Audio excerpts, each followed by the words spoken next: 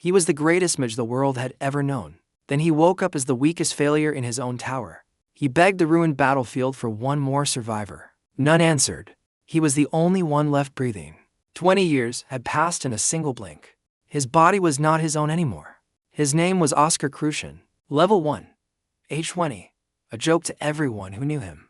But the memories inside his skull belonged to someone else entirely. The greatest Archmage who ever lived. Oscar Sage, master of the White Tower, the man who slew the Demon King. He died saving humanity from total extinction. Now he was trapped in the weakest body imaginable. Poisoned, broke, buried under scandal and debt. But his mind was still sharp as a blade forged in war. Someone had tried to murder this boy before he ever woke up. That someone was about to regret it badly. Because vengeance does not care whose body it borrows. It only cares that the debt eventually gets paid in full. 20 years earlier, Oscar Sage knelt alone on a field of corpses. Every disciple who followed him into that final battle was gone. Only the head of the enemy commander remained beside him. That commander was the High Priest, the demon who united every monster into one army. A dragon named Edna Solaplace arrived to record his final moments. She confirmed the High Priest's death, then asked if he had regrets. He said no, because every soldier who died was someone he chose himself. He only asked her to watch over his 3 young disciples sometimes. Then Oscar Sage, the 17th master of the White Tower, closed his eyes forever. The war ended that same afternoon, but the cost never stopped climbing. Now, decades later, a caretaker walked into a hospital room to check on a patient. The moment a leaf brushed his hand, that patient shot upright, gasping. He did not understand why his heart was still beating. He remembered a blade through his chest, and yet here he was alive. An elder named Maxim burst in, furious, demanding answers from the boy called Oscar Crucian. The boy did not know Maxim, and Maxim clearly did not know him either. Something invisible had shifted between the man who died and the body he now wore. When Maxim swung a fist at him out of frustration, instinct took over. A dome of wind formed instantly, deflecting the blow like it was nothing. Maxim froze, stunned that this so-called failure had any magic worth noticing at all. Oscar realized his own memories were a wreck, tangled between 2 lifetimes. He needed to understand exactly whose body he had inherited. This young Oscar Crucian was the last heir of a fallen noble house, the sole survivor of a fire that destroyed his entire family. Everyone once called him a genius, recruited by every faction before he even finished school. Perfect grades, a groundbreaking thesis, every sign of true talent. Yet after 6 years, he remained stuck at the very bottom, level 1.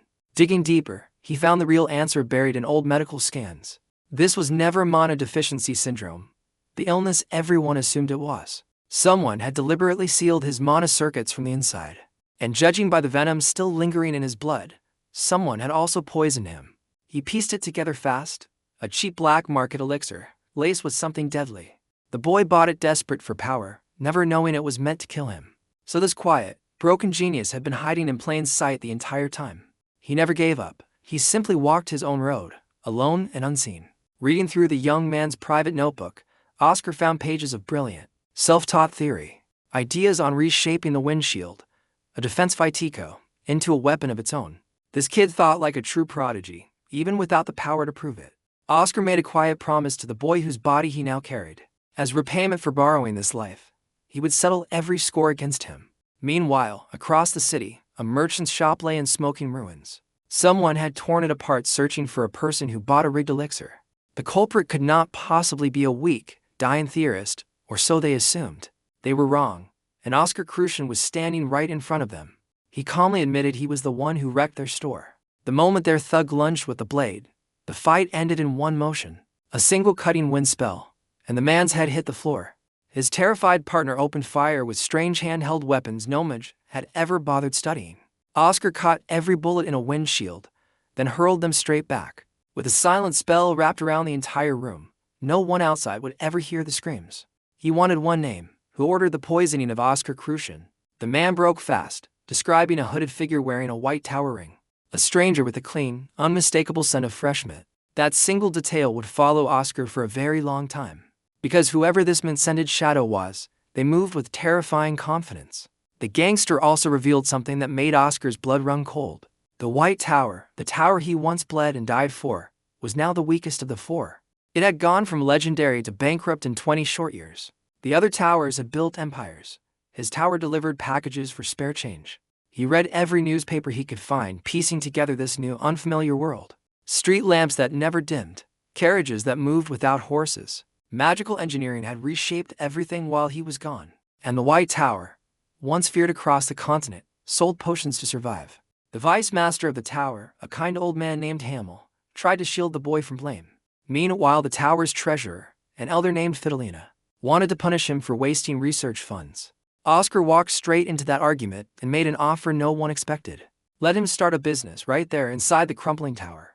He claimed he could recreate the lost vaccine for a plague called Caden flu, a cure the White Tower once monopolized 20 years ago, before everything burned. Fidelina laughed in his face, calling it the fantasy of a failed genius. Oscar simply looked at her and said everyone else had failed. He had not. His confidence was so absolute that even the skeptics in the room went quiet. He pointed to a strange news detail, an archbishop suddenly changing his pilgrimage route. That single clue told him exactly where the outbreak was hiding.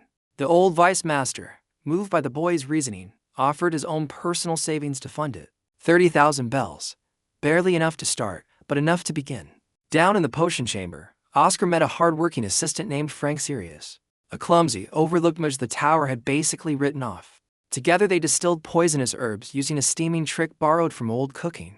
Within hours they had built a working cure from scratch. Frank stared at the finished potions, stunned that any of this actually worked. Oscar taught him something else too, a private trick for casting spells at once. A secret technique the old masters had hoarded for generations out of pure greed. By morning, they had produced over 500 bottles of the cure. But a rival pharmaceutical company had already reached the infected territory first. If they secured the contract, everything Oscar built would be worthless. So Oscar loaded a wagon and raced toward the plague zone himself. He walked straight into a private meeting between an archbishop and his corporate rivals. He offered his cure on the spot, undercutting every excuse they gave him. The rival company scrambled, but Oscar had already filed the patent days earlier. The deal closed for 10 million bells, an unthinkable fortune for a dying tower. Every elder in the White Tower stared at that number in complete disbelief. For the first time in 20 years, hope crept back into those cold hallways. Oscar had a plan far bigger than one cure and one contract. He wanted the White Tower flying again, literally with wings in the sky. But rebuilding a fallen empire meant making enemies out of the powerful. And somewhere out there, a stranger with the scent of mint was still watching, still pulling strings from the shadows, waiting for the right moment to strike back. Oscar Crucian did not know it yet, but his war had only just begun. He was no longer the weakest mage in the world. He never really was. The vaccine money bought the tower time, but time was never the real problem. The problem was pride, buried under decades of humiliation and quiet grudges. Oscar started teaching a class no one respected, basic wind magic, reinterpreted from scratch. One arrogant prodigy tried to skip the lesson entirely until Oscar tore his technique apart. He showed the boy that even the simplest spell hid depths nobody had bothered to explore. Word spread fast. Within weeks, even senior mages were sneaking into his lectures. An elder accidentally awakened toward level 8 just from watching him explain the wind. People started calling this level to nobody a genuine teacher. But teaching paid nothing, and the tower's coffers were bleeding out fast. The delivery business, once a joke, became Oscar's next target for reinvention. He turned unsold potions into daily wellness tonics and sold them door to door. An elderly man tried one bottle and felt decades younger within a single week. Within a month, the tonic called Zero had sold 10 million bottles across the continent. The rival Blue Tower slashed their own prices, trying to bury the White Tower's comeback. Oscar spun their attack into a publicity stunt, promising permanent discounts out of pure gratitude. The rival's entire strategy collapsed overnight, and Oscar barely lifted a finger. Word came in that the tower's original master, a young girl named Sharpest, was away on a mission. She had been gone for months, terrified of what she might find when she returned home. When she finally read the newspapers about her tower's revival, she nearly wept in disbelief. Something impossible was happening inside those crumbling white walls. Meanwhile, an old research elder named Shun had spent 7 years chasing a broken formula. Oscar solved his equations in minutes, using a variable mana theory only one man had ever used before. It was the exact magic Oscar Sage himself had invented decades ago. The formula was called Ouroboros, a self-sustaining wind engine meant to power flight. Shun wept, realizing the boy had just handed him the key to a dead project. The White Tower's forgotten dream, the Sky Blue project, was suddenly alive again. Oscar had a bigger goal now. Not just a business. An entire flying tower. He needed help nobody could refuse, so he tracked down a dwarven contract from decades past. The dwarves had cut off all contact with humans after being enslaved for their skill. Oscar walked straight into their mountain and demanded a trial before the dwarf king. He did not attack their pride. He attacked the king's own contradiction instead. And somehow, impossibly, the dwarf king remembered him from a lifetime ago. The two men embraced like old friends reunited after a war that never should have ended. 37 dwarves agreed to move straight into the White Tower and start building. An entire floor became a workshop overnight, echoing with hammers and old songs. Oscar promised them a legendary drink from beyond the clouds, and their loyalty was instantly sealed. Back in Syrian, the departments were fighting over impossible workloads and empty pockets. Oscar solved it with one stroke, replacing mage couriers with common workers on flying bikes. The dwarves modified ordinary bikes into flying machines nobody had ever seen before. A new brand was born that day, quietly called the Wind Tribe Delivery Service. Every choice Oscar made seemed calculated years ahead of everyone else in the room. Meanwhile, deep in a rival tower, whispers grew about a mysterious level to prodigy. Executives from the Golden Tower began quietly investigating everything tied to his name. They noticed the White Tower buying floating stones, a material used only for one thing: aircraft. And nobody believed a bankrupt tower could actually pull that off. They were wrong before. They would be wrong again. Because somewhere far to the west, an ancient enemy had already noticed him too. A demon cult calling itself the Black Fingers was quietly rebuilding in the shadows, and their master had once been the one man Oscar swore he would never forgive. The mysterious mint-scented stranger was still moving pieces no one else could see. Oscar had no idea that his quiet rebuilding project had already caught poisonous attention. He only knew one thing for certain: the White Tower would rise, no matter who tried to stop it. And somewhere out on a lonely road in Baran, an assassin was already waiting for him. A man with a knife hidden in his coat, watching him from across the street. With a single flick of his hand, Oscar shattered the man's arm and threw him against the wall. The assassin barely had time to gasp before Oscar dropped him with one word: "Kill him, Rockwood." A Guerrero da Floresta hired to drag him back to Syrian by force. The man's communication skills were terrible, but his lineage stopped Oscar cold. This assassin's father had once fought beside Oscar Sage himself, 26 years ago. Oscar had accidentally beaten up the son of an old, dead friend. Killen explained he could not cancel his contract without going bankrupt from the penalty. So Oscar simply offered to finish the job for him, protecting a mysterious singer instead. Her name was Maren Maria, half human and half mermaid, chasing one impossible dream: a concert inside the legendary Baran Dome, the only place that could earn her an elixir to save her dying father. She had been threatened by a jealous rival with poisonous family connections. Oscar disguised himself as Killen and took the contract without blinking. The rival singer sent her own hired killers straight to the hotel to test him. 2 bodies later, nobody in that city underestimated her new bodyguard again. An assassin named Odin Rockwood was watching everything from the shadows, unnoticed and patient. He was the older brother of the very man Oscar was impersonating, and he had orders to kill this fake Killen in the most painful way possible. Oscar overheard every word of that plan without either sibling ever realizing it. He said nothing, simply filing the threat away for later, calm as ever. On the night of the concert, an assassin infiltrated the crew disguised as staff. He cornered Oscar in a bathroom, convinced he had the easiest kill of his career. Oscar noticed one tiny detail: calluses on his fingers that only hidden weapons could cause. The trap sprang instantly, hundreds of poison needles filling the air at once. Oscar wrapped his entire body in wind, and not a single needle touched him. The assassin's brother, Daku, arrived next, calm about losing his own sibling in battle. He carried a poison so lethal it melted bullets straight out of the air. Oscar sealed his own body against the toxin and kept fighting anyway. Then he lured the killers straight underneath the concert stage, right on cue. The moment Maren heard 2 gunshots, she screamed for the crowd to roar for the fireworks. Thousands of voices slammed into the assassin's skull like a physical wall of sound.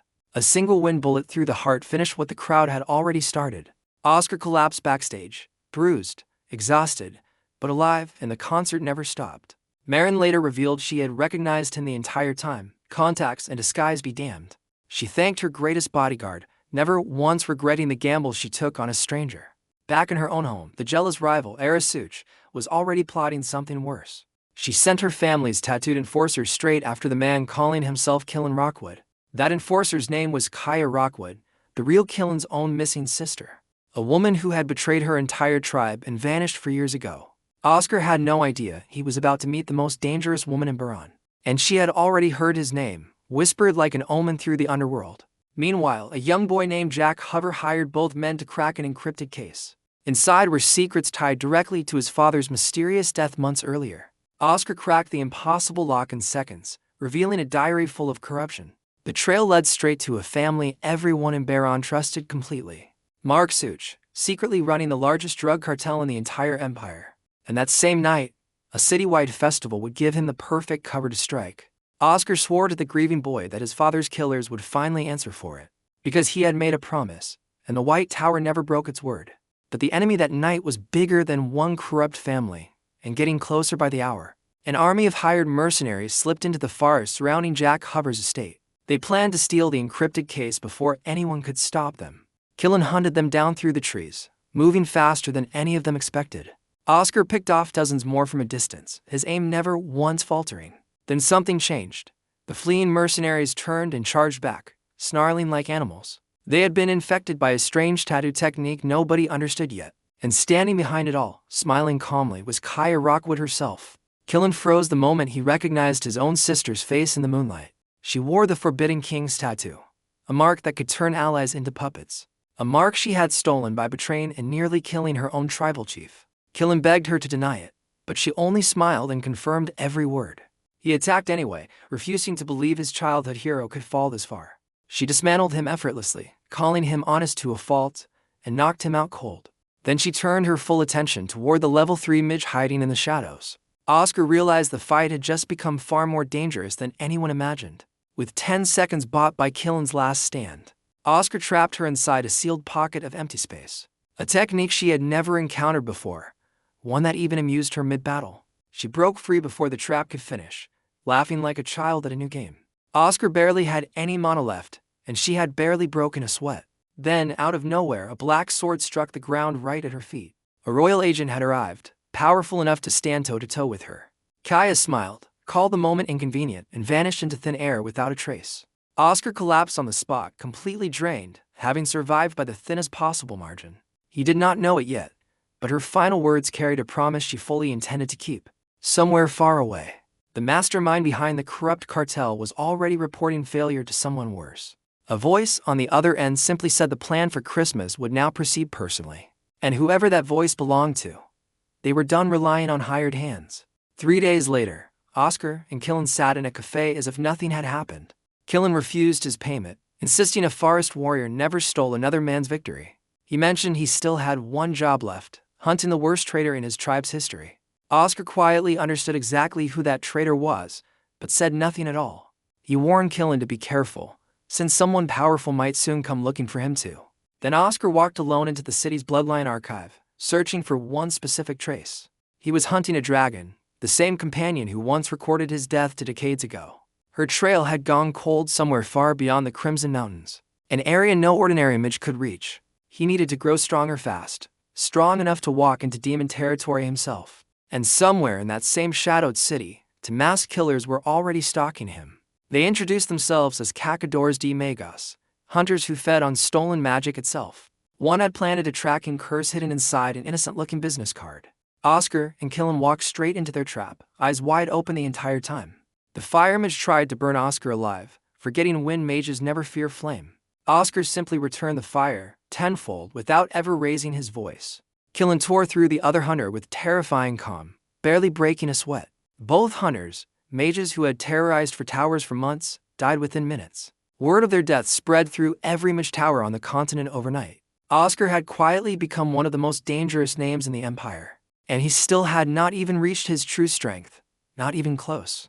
Back at the White Tower, he was given a new nickname, Jovem Nabra, the rising young noble. It embarrassed him deeply, considering everything he had actually once been called centuries ago.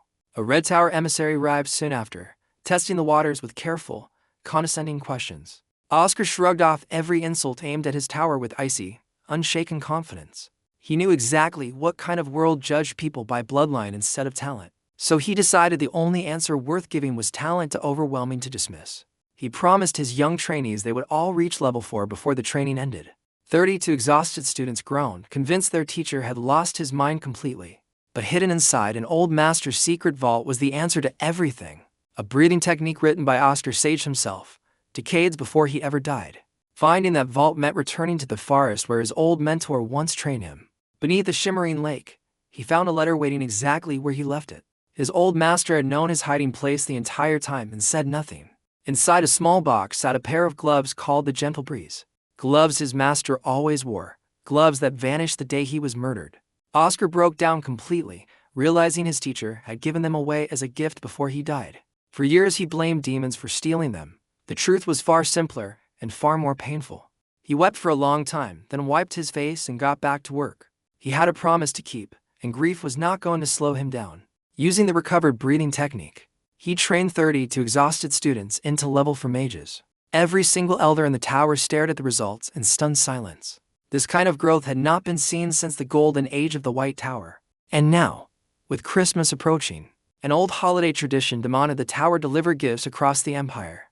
A tiny mountain city called Vince made one unusual request, asking specifically for Oscar himself. He grumbled the entire ride there, riding in comfort inside a luxury car gifted by the local lord. Vince had survived 6 brutal months of demon siege alone, 20 years earlier. The lord greeted him warmly, gifting him the very car he rode in, out of pure gratitude. But that night, Oscar noticed something deeply wrong the moment he tried to sleep.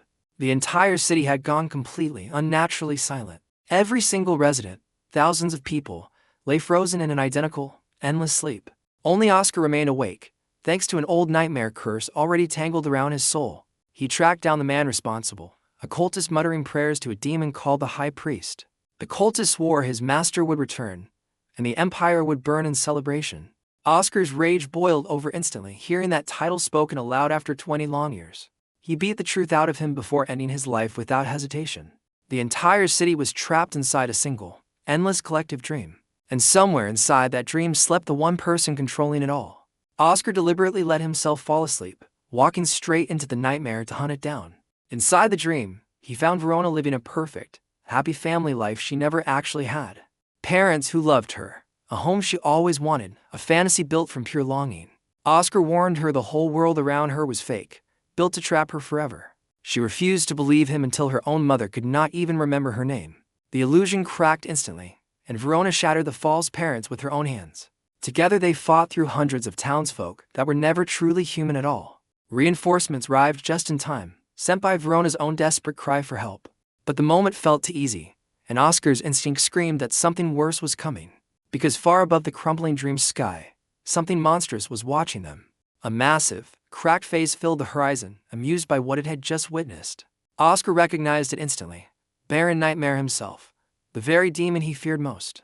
The demon smiled and called him by name, delighted to have found him again. He carried the wind god's own tattered gloves in his memory of an entertained mind. Ancient rage flooded through Oscar, 20 years of grief crashing down at once. Because the last time he faced this creature, humanity nearly lost the war for good. And now Baron Nightmare had just seen exactly what he was never supposed to find. Oscar Sage, alive again, hiding inside a stranger's body, right under everyone's nose. The entire dream began to fracture violently around them, reality bending at the seams. Oscar knew this moment would decide far more than just one sleeping city. He remembered the day he chose to abandon Syrian and chase the High Priest instead. A choice that cost the White Tower everything it once was in a single night. He never once said out loud that he regretted that choice, not even to himself. But deep down, he knew the truth better than anyone alive. And now that same terrible choice was staring back at him through a demon's eyes. Baron Nightmare laughed, calling this reunion the most interesting thing he had seen in decades. Oscar gathered every last drop of strength he had left inside this borrowed body. Whatever happened next, he was not letting Vince fall the same way Syrian once did. He would rather burn out completely than watch history repeat itself twice. Elsewhere, back at the White Tower, 30 to brand new level for mages trained through the night. None of them knew their teacher was fighting for his life in a dream no one else could see. The dwarves kept hammering away at an aircraft nobody outside the tower believed could exist. The elders drafted plans for a new golden age, unaware how close disaster truly was. Frank practiced his wind whip alone, determined to make his master proud someday. Sasha flew home fast, desperate to finally see her master again after all this time. And somewhere in the shadows, a mint-scented figure watched every single move unfold, waiting patiently for the exact right moment to reveal itself at last. Back inside the fractured dream, Oscar squared off against a monster wearing a familiar smile. He had one chance to end this fight before the entire city paid the price. Baron Nightmare mocked him gently, asking if he truly believed he could win this alone. Oscar answered with pure defiance, refusing to run from this fight ever again. Every ounce of borrowed strength inside him ignited at once, wind screaming around his body. With one final, furious strike, Oscar Sage's true power tore through the dream itself. The impact ripped a hole straight through the nightmare, waking the entire city at once. Baron Nightmare's laughter echoed even as the dream collapsed around them completely. He vanished before Oscar could finish him, promising this was far from their last meeting.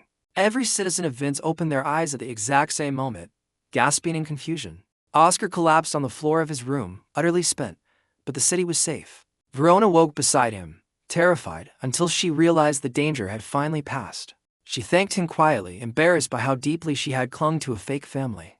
Oscar told her that wanting a home was never something worth being ashamed of. The Lord of Vince thanked him endlessly, unaware how close his entire city came to disaster. Oscar simply smiled and said he only did what needed to be done. But privately, he knew this was only the opening move of something far larger. Because Baron Nightmare now knew his enemy's greatest secret, and demons never forget an insult. The Black Fingers cult was still growing somewhere out of sight, patient and hungry. And a mysterious agency working directly for the Emperor had already started watching him closely. Back at the tower, Shum greeted him with breathless news. The aircraft battery was finally complete. Oscar barely had time to celebrate before a strange investigator appeared uninvited. Through his window, the man from the Crown's secret division wanted answers about every incident tied to demons. The plague, the moth, the cartel, Vince. All connected by one impossible thread. Oscar Crucian, apparently, kept crossing paths with demons far too often to be coincidence. The investigator admitted quietly that the Emperor himself now had his eyes fixed on this boy. Oscar realized his quiet rebuilding project had just become something the entire Empire was watching.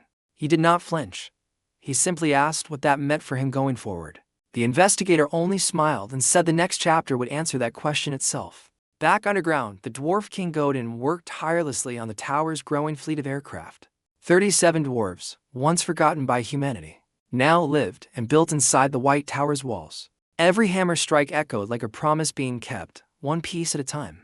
Meanwhile, the delivery riders on their new flying bikes became the talk of every city they passed through. Children waved at them from rooftops, calling them the Riders of the Wind.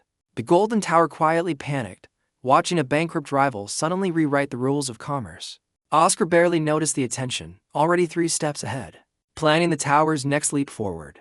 Frank returned from isolated training, his wind god ability finally growing beyond simple instinct. He asked Oscar for guidance on turning his own body into an unstoppable weapon. Oscar handed him a whip, insisting the strangest weapons often hid the deadliest potential. Frank practiced day and night, chasing the legend of a wind master long dead.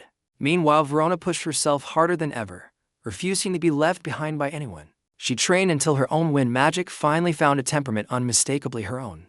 Damien, once the tower's most arrogant student, grew humble after watching real power up close. He begged Oscar for one more lesson, desperate to prove he deserved to stand beside him.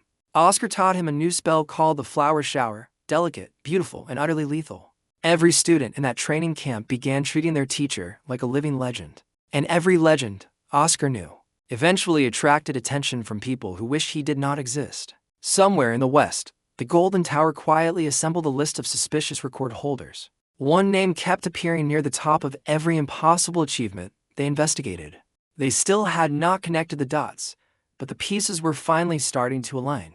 Oscar knew that eventually, everyone would learn exactly who was rebuilding the White Tower. And when they did, some of them would not be happy about it at all. For now, he focused on one goal, growing strong enough to face what waited beyond the mountains. Somewhere past the Crimson Peaks, a dragon he once called family was still missing. And he had made her a promise, decades ago, that he intended to keep, no matter how many demons, cults, or rival towers stood in his way. Back at the palace, the Emperor quietly considered reviving an old tradition, the Night of Mages. A gathering meant to unite every tower, though it always ended in petty rivalry instead. The Vice Master of the White Tower grew uneasy the moment he heard the news. Something about the timing felt deliberately arranged, and he did not like it one bit. A rising rival, the Black Tower, was pushing hard to claim a seat among the four great towers. If the White Tower stumbled now, they would gladly take its place forever. Oscar listened carefully, filing the warning away with the same calm precision as everything else. He had survived worse than palace politics, and he did not intend to lose now. Back in the Golden Tower, executives finally connected a suspicious dwarven contract to Oscar Crucian's name. They realized, far too late, that this so-called failure had built an entire flying army. Panic spread quietly through their marble halls as reports piled up on every desk. Meanwhile, Frank Sirius stood before Oscar, wind wrapped tight around both of his arms. He asked if there was any way to finally repay everything he had been given. Oscar told him the debt would come due eventually, and Frank swore he would be ready. Not far away, Pedro, the reluctant new head of the delivery department, buried himself in research. For the first time in years, he actually had the freedom to chase his own dreams. The tower's engine of talent kept turning, faster and faster, with every single week. And somewhere far beyond the mountains, an ancient dragon sat in silence, still hiding from her own kind. She had sworn never to abandon humanity again, no matter how long the wait became. Oscar did not know if she was still alive, but every instinct told him she was. Determined to reach her, he pushed his own training harder than he had in decades. He needed level 5, maybe level 6, before the Crimson Mountains would ever let him through. Every spell he mastered was one step closer to keeping a promise made long ago. Back at the tower, Maxim watched the young genius with quiet, fatherly pride. He remembered a broken boy who once nearly died from a cheap black market elixir. Now that same boy commanded loyalty from mages 3 times his age. Fidelina, once his harshest critic, now defended him fiercely whenever anyone questioned his methods. Even the stubborn old herbalist Ivan sent word thanking the tower for protecting his land. Piece by piece, the shattered reputation of the White Tower was being rebuilt from nothing. But every rebuilding story eventually meets the people who profited from the original collapse. And those people were not going to give up their power quietly. Somewhere in the capital, a cult of fanatics whispered prayers to a demon long thought defeated. They believed their master's return was closer now than it had been in 20 years. And they had just learned that his oldest enemy was somehow walking the earth again. The mint-scented stranger who ordered Oscar's poisoning still had not shown their true face. But every clue pointed towards someone deeply embedded inside a place nobody expected. Oscar filed that mystery away too, patient as ever, certain the truth would surface eventually.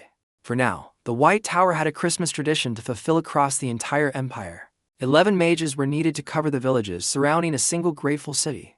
Oscar, technically a mere level 3 mage, was requested by name for the assignment. He grumbled about the unfair favor being called in, then accepted the luxury car anyway. He rode in comfort while the rest of the tower prepared for the coming holiday. None of them realized that trip would nearly cost an entire city its life. And none of them realized their quiet teacher had just come face to face with the demon lord. Back home, the 32 students he trained personally now called themselves proudly the Wind's Disciples.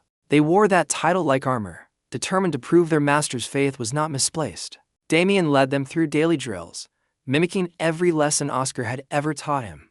Verona pushed herself harder than anyone, chasing a strength she once thought impossible to reach. Frank trained alone in isolation, refusing to stop until his wind whip moved faster than sound. Every single one of them was quietly becoming a legend in their own right, and every single one of them owed it to a broken genius who refused to quit.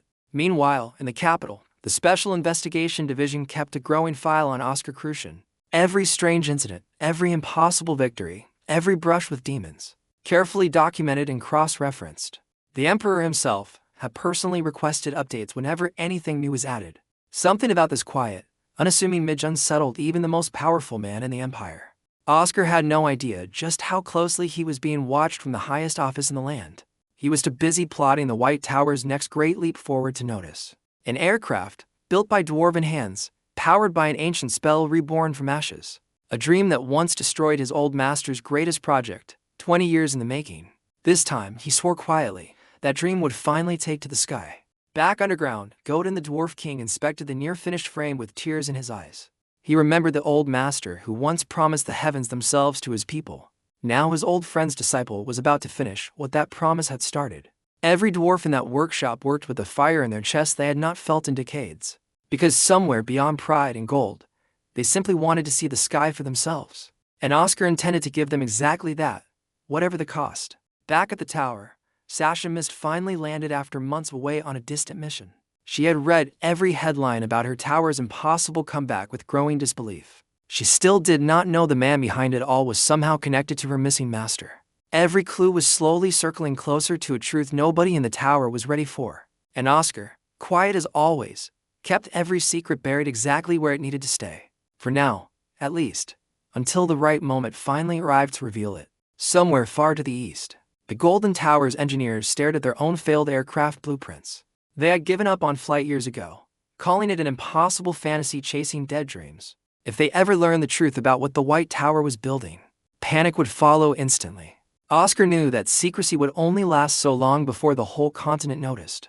But by the time anyone caught up, he intended to already be miles ahead of them. That had always been his one true advantage, thinking further than everyone else in the room. And it was the same advantage that once made him the greatest mage alive. Now, decades later, in a body nobody respected, that advantage was proving just as deadly. Back in the training yard, 32 exhausted students collapsed after another brutal session. Oscar promised them dinner, then quietly finished explaining the theory they still refused to accept. He told them their circuits were unstable, not their talent, and stability could always be trained. One student finally connected the dots, understanding the entire method for the first time. Oscar smiled, confirming she was exactly right, and pride flickered across her exhausted face. Every one of them was slowly starting to believe the impossible might actually be true. And impossible things in this tower had a strange habit of becoming reality. Meanwhile, back in Baron, Killen Rockwood quietly resumed his search for his missing sister. He refused to accept that the woman who raised him had truly become a monster. Somewhere in that same city, Kaya Rockwood watched the Empire's forces circle closer around her operations. She smiled anyway, treating every threat like an entertaining new challenge to overcome. The tattoo of the Forest King still pulsed beneath her skin, humming with borrowed power. She had stolen it by breaking the very chief who once loved her like a daughter. And somewhere deep down, even she did not fully understand why she had done it. Killen swore he would find the truth eventually, no matter how long it took him. Oscar had quietly promised to help him, once his own were finally allowed the time. For now, both men had bigger battles waiting on completely different sides of the continent, and both of those battles were about to collide in ways neither of them expected. Because the shadow behind Mark Such's cartel had never truly been caught or punished, whoever gave that final order to abandon the ruin plan was still out there, waiting patiently. Back at the White Tower, the elders finally approved Oscar's boldest plan yet. An aircraft prototype would be revealed publicly at the upcoming White Night Festival. It was a risk that could either resurrect the tower's legacy or destroy it completely. Oscar accepted that risk without hesitation, certain the gamble would pay off eventually. He had already beaten worse odds than skeptical rivals and impossible engineering deadlines. The dwarves worked around the clock, fueled by promises of drinks from beyond the clouds. Every bolt tightened brought the tower closer to a dream to decades in the making. Meanwhile, Shun refined the aircraft's core, testing the Ouroboros engine again and again. Each test brought them closer to something the Golden Tower once declared impossible forever. Oscar reminded him that impossible was simply a word people used before someone actually tried. And this tower, more than any other, had made a habit of proving people wrong. Back in the capital, the Emperor's investigators quietly increased surveillance around Oscar Crucian's movements. Every incident tied to demons made their reports thicker and their questions sharper. Somewhere in that same palace, whispers about reviving the Night of Mages grew louder. A ceremony meant for unity, though history proved it usually ended in bitter rivalry instead. The Vice Master of the White Tower felt an old, familiar dread creeping back in. Something about this timing felt engineered, deliberate, aimed squarely at his fragile, recovering tower. Oscar listened to every warning carefully, storing it beside every other unresolved mystery he carried. The mint-scented enemy, the cult of the High Priest, the demon in the dream. All of it circling closer, tightening like a noose nobody could see yet. But Oscar Crucian had faced worse threats than politics and shadows before. He had once stared down an entire demon army and refused to run. He was not about to flinch now, not when everything he loved was finally being rebuilt. Back in the training yard, Frank finally managed to hold his wind whip for 10 straight minutes. Oscar watched with quiet pride, remembering a clumsy boy who once could barely cast one spell at a time. Verona meanwhile mastered a new temperament of her own, hot and fierce as a summer storm. Damien led the younger students through drills with a confidence he never had before. Every single one of them was becoming exactly what the tower needed most: hope. And hope, Oscar knew from painful experience, was the most dangerous weapon of all. Because hope was exactly what enemies feared, and exactly what they always tried to crush first. Somewhere far away, the Black Fingers cult continued recruiting broken, desperate people into their fold. Each new convert believed wholeheartedly in the return of a demon lord long thought dead. Their leader remained hidden, patient, waiting for the perfect moment to reveal their master's return. And that moment, whispers suggested, was drawing far closer than anyone in the White Tower realized. Oscar continued his own preparations, unaware exactly how soon that reckoning would finally arrive. He focused instead on finishing the aircraft, the delivery network, and every student's final training.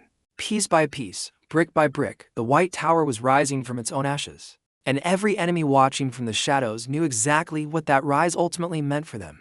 It meant the balance of power across the entire continent was about to shift forever. Back in Syrian, Fidelina finally smiled at the newest financial report crossing her desk.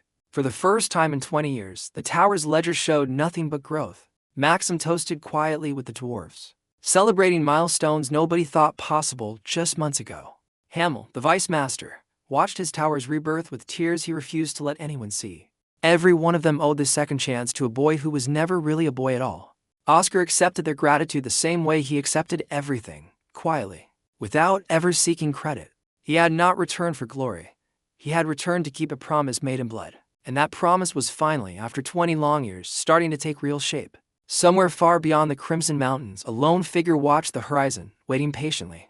She had kept her own promise for decades, refusing to abandon her post. And somewhere deep inside, she still believed her old friend would return one day. She had no idea just how close that reunion was finally about to become. Oscar trained harder than ever, chasing the strength needed to finally reach her. Every spell mastered, every student trained, every enemy defeated, brought him one step closer. He would find Edna's solo place, no matter what stood between him and those distant mountains. That was a promise he intended to keep, exactly like every promise before it. Back at the palace, the special investigator filed his latest report on Oscar Crucian. The Emperor read it twice, then set it aside with an unreadable expression. Something about this young mage reminded him of stories his grandfather once told him. Stories about the greatest Archmage who ever lived, gone now for 20 long years. He dismissed the thought quickly, certain that kind of coincidence simply was not possible. And yet the feeling lingered, refusing to fully let go of his mind. Meanwhile, back at the White Tower, the aircraft prototype finally powered on for the first time.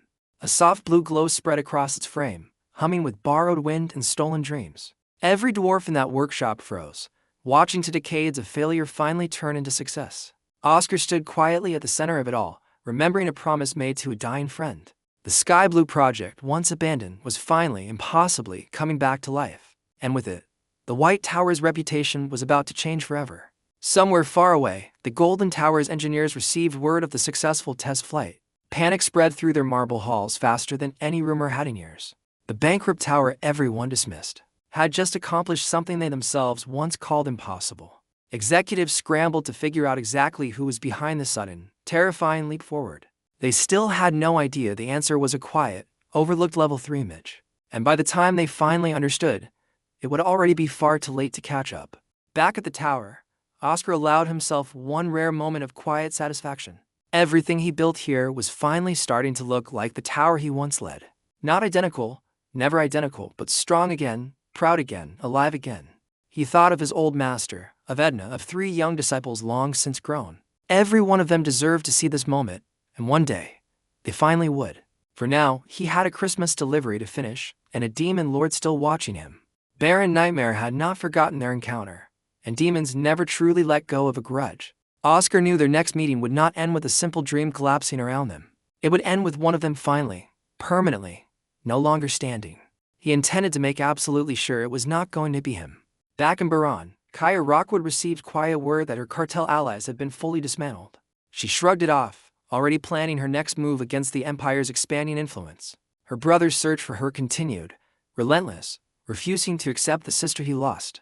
Somewhere between them, Oscar Crucian remained the strange, unpredictable variable neither of them could fully explain. And variables like that, in this dangerous new world, had a habit of changing everything. Back at the tower, the students Oscar trained personally prepared for their first real mission. 30 to level for mages, forged in weeks instead of years, ready to prove themselves. Damien led them with newfound confidence, no longer the arrogant boy who once dismissed his teacher. Verona stood beside him, fierce and focused, finally at peace with her own fiery temperament. Frank trained alone still, chasing perfection in a whip made entirely of living wind. Every single one of them carried a piece of Oscar's teaching into their own future. And that future, for the first time in 20 years, actually looked bright. Meanwhile, in the capital, whispers about the coming Night of Mages grew impossible to ignore. The Emperor prepared to announce it officially. Unaware of exactly how much danger surrounded the event, the Black Tower continued its quiet campaign to claim a seat among the Great Four. And somewhere behind them all, a demon cult prepared its own return to the world stage. Oscar felt every piece of this puzzle sliding slowly, deliberately into place. He did not know the full picture yet, but he knew it was coming fast. For now, he focused on one final task before the year's end truly arrived: delivering gifts to a grateful mountain city that had already tried to kill him once. Because Vince was not done with demons yet, not by a long shot. Baron Nightmare had promised this was far from their last encounter together. And demons, unlike men, rarely broke a promise once they had made one. Oscar packed his things, boarded the luxury car, and prepared to return to that mountain city. This time, he intended to be ready for whatever waited for him there. Because last time, he barely survived by the thinnest possible margin of strength. This time, failure was simply not an option he was willing to consider.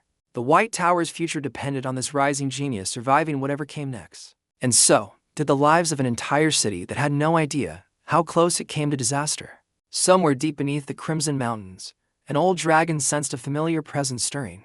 A feeling she had not felt in 20 long, lonely years of exile. She dared not hope, not after so much silence, so much waiting, so much grief. And yet something inside her whispered that her old friend was finally, truly coming back.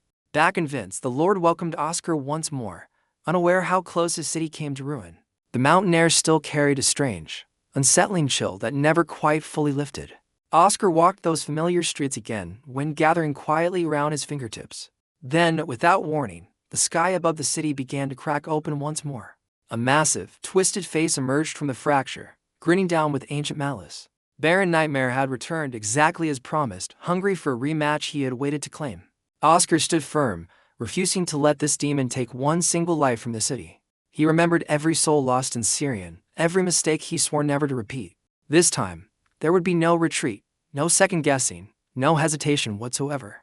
Wind gathered violently around him, howling with the fury of 20 buried years.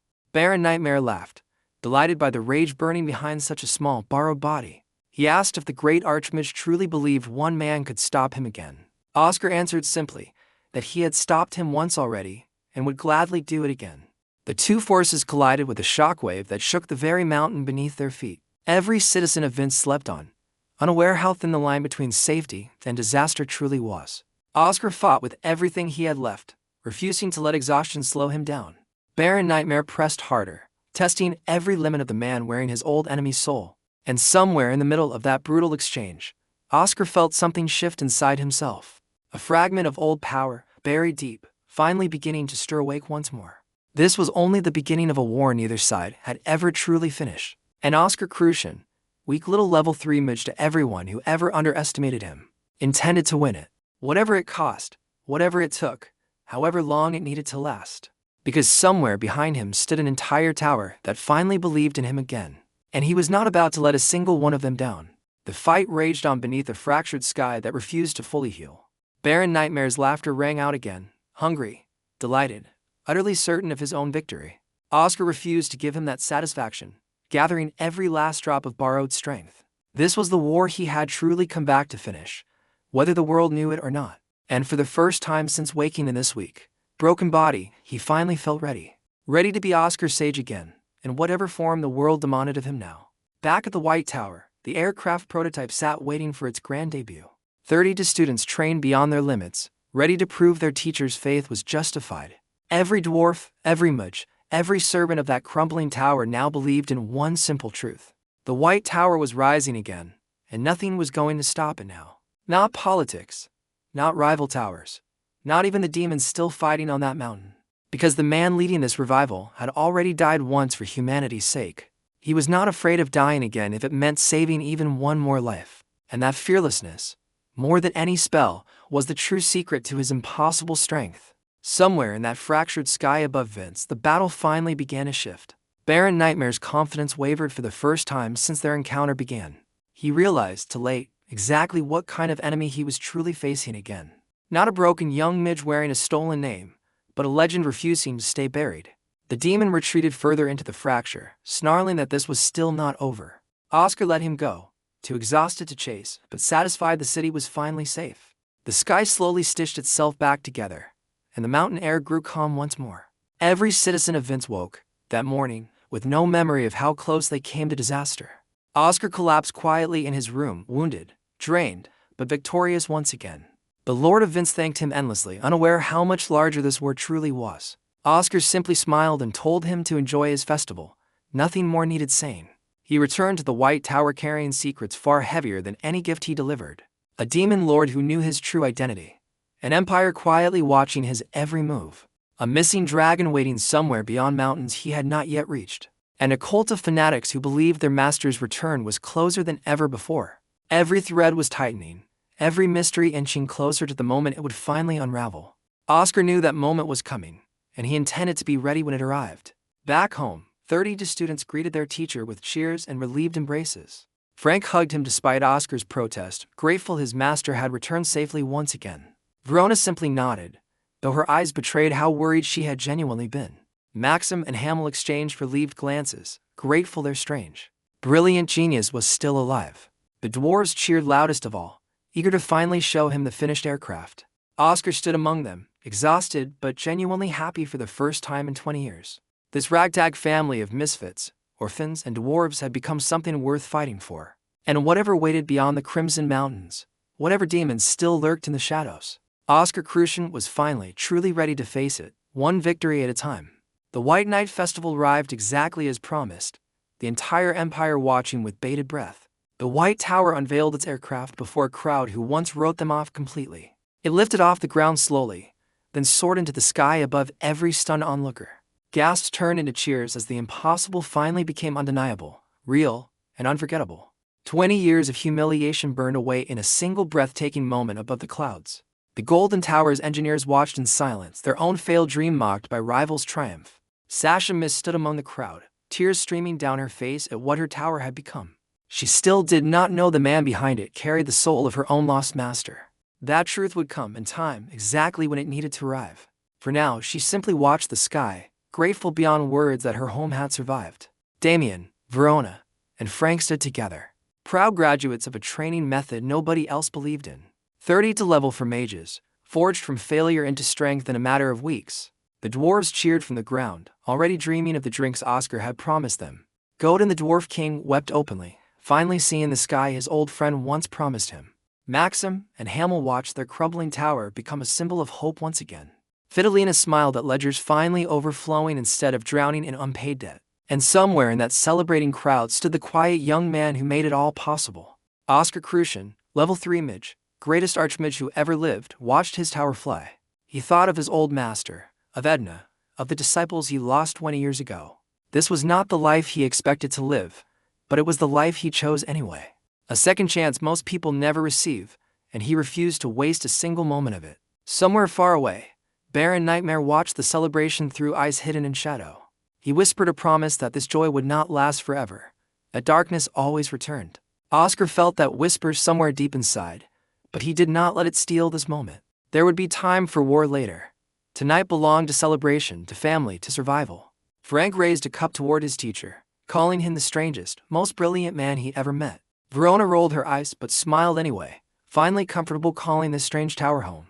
Damien bowed formally, thanking the man who once humiliated him into becoming someone better. The dwarves sang old songs nobody on the surface had heard in generations, and the aircraft circled once more above them all, wings cutting silently through the wind. Oscar watched it fly and finally allowed himself to believe the impossible was truly finished. Not the whole war, not yet, but this one battle, this one impossible dream complete. He remembered a promise made to a dying friend decades ago, to build something lasting. Tonight, under a sky full of fireworks and wind, that promise was finally kept. The Emperor himself sent formal congratulations, careful, measured, but undeniably impressed by the display. Rival towers sent quieter messages, laced with envy they could not quite disguise. None of it mattered to Oscar half as much as the faces around him tonight. A clumsy boy turned wind warrior, a fierce girl finally free of loneliness, a humble genius reborn. 37 dwarves who finally called a human tower their second home. And one broken young noble whose body now carried the soul of a legend. Somewhere beyond the mountains, a dragon felt warmth she had not known in 20 years. She still did not know if her old friend was truly coming, but hope had returned. And hope, Oscar had learned long ago, was the most powerful magic in any world. Stronger than fire, faster than wind, more stubborn than any curse a demon could cast. He looked up at his tower's first aircraft cutting gracefully through the night sky. 20 years of ruin had finally, truly, begun turning back into something worth protecting. The White Tower was no longer a joke whispered in the halls of stronger rivals.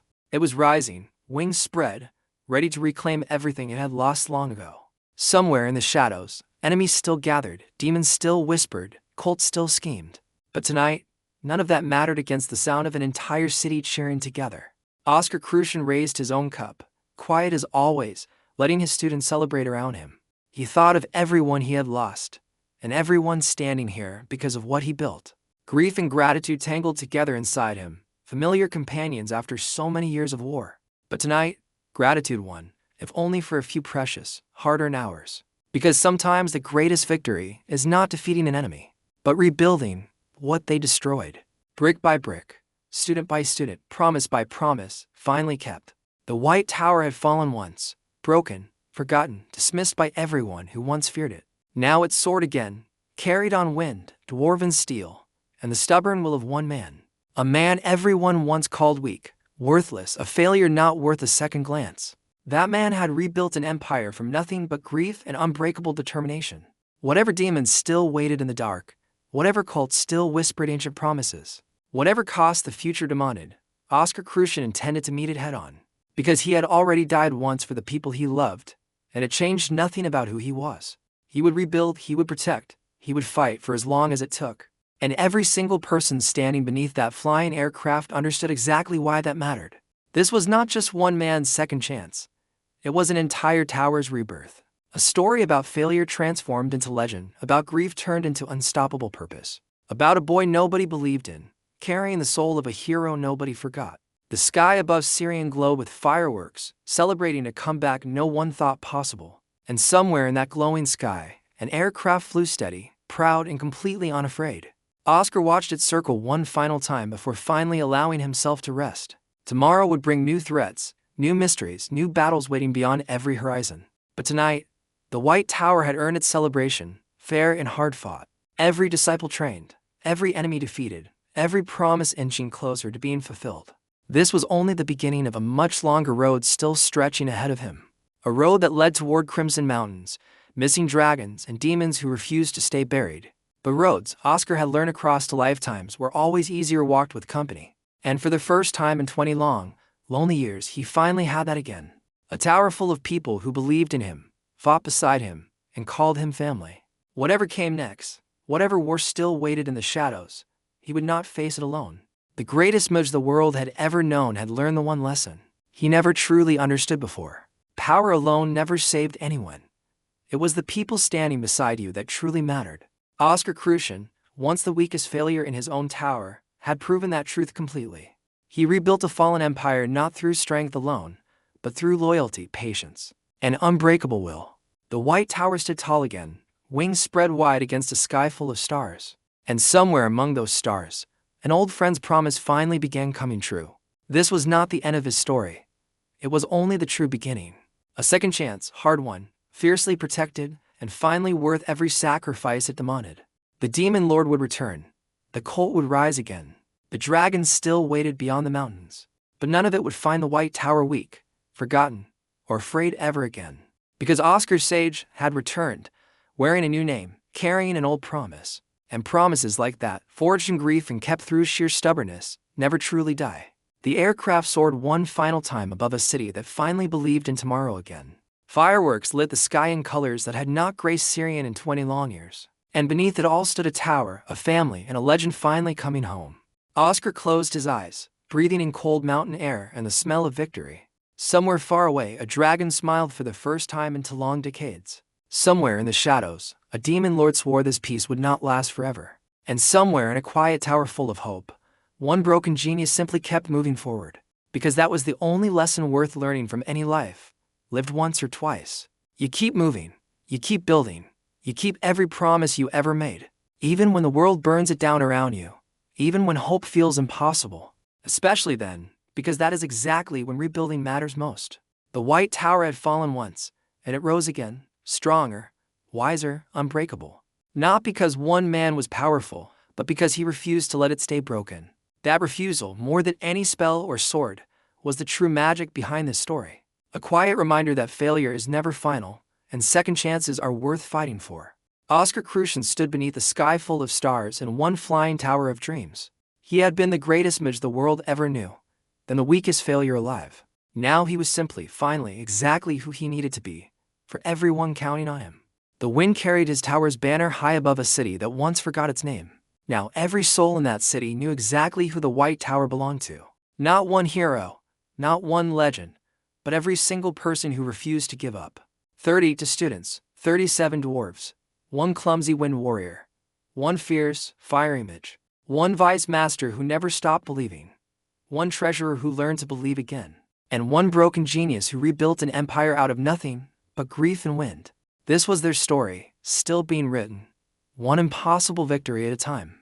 The White Tower was flying again, and this time, nothing was ever going to ground it. Somewhere beyond every mountain, every mystery, every demon still waiting in the dark, the greatest comeback the world had ever seen was only just getting started.